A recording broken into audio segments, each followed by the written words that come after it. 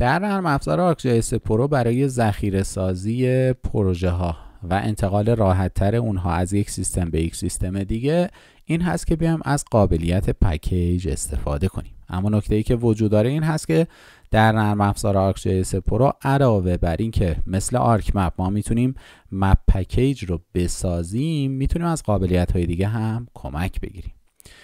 چون ممکنه پروژه‌ای که در نرم افزار ArcGIS پرو طراحی کرده باشیم بیش از یک دونه مپ داشته باشه و تعداد زیادی دیتا داشته باشیم، میتونیم از این قابلیت‌ها استفاده کنیم. من 3 تا مپ دارم، ببینید مپ 1 و مپ 2 که این و این 3 تا هست و یه دونه هم خود در واقع چیدمان و الگوی چیدمان اون هست. من میتونم کل پروژه رو، یعنی 4 تا سربرگ به همراه همه پروژه ها، قسمت ویو اگر بیام کاتالوگ پین رو باز کنم، چون هر پروژه‌ای که ما طراحی میکنیم علاوه بر این که دیتاهای پروژه رو داره، ابزاری اگر طراحی کرده باشیم، مدلی طراحی کرده باشیم، همه رو میتونیم به صورت یک جا ذخیره کنیم. پس روش اولین هست که من بیام از بخش شیر یه دونه پروژه طراحی کنم.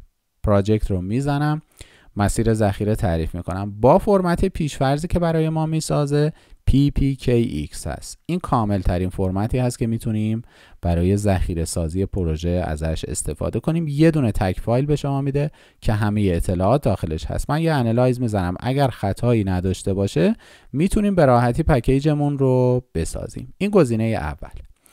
اما در گزینه دوم، چون ممکنه شما نخواین همه پروژه رو ذخیره کنیم، مثلا شما فقط بخواید یه بخشی از پروژه، این قسمت مربوط به فرض کنید گام اول و مپ اولمون رو بخوایم ذخیره کنیم، چون اگر همه پروژه رو ذخیره کنیم ممکنه نیاز نباشه که اون شخصی که به پروژه ما دسترسی داره همه اطلاعات پروژه رو داشته باشه. پس اول قسمت PPKX تکمیل شد. مورد دوم، من میخوام فقط این تک مپ رو ذخیره کنم و فقط همین چند تا فایل داخلش باشه.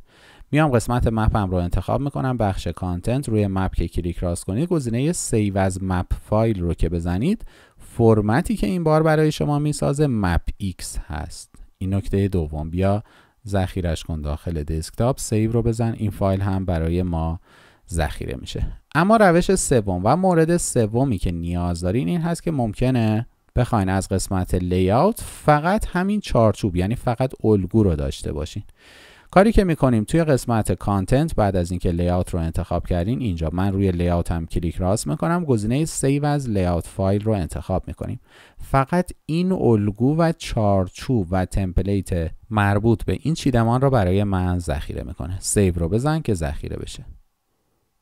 خب حالا میام داخل دسکتاپ، ببینید یه دونه مپ فایل دارم، یه دونه لیاوت فایل دارم و یه دونه هم اگر برگردم ببینیم کجا ذخیره شد، پکیج ما داخل پوشه ArcGIS و قسمت سفید رود. بیا قسمت داکیومنت، ArcGIS و سفید رود. خب ببینید این سفید رود من هست، حجمش چقدر؟ مپ پکیجم 3.36.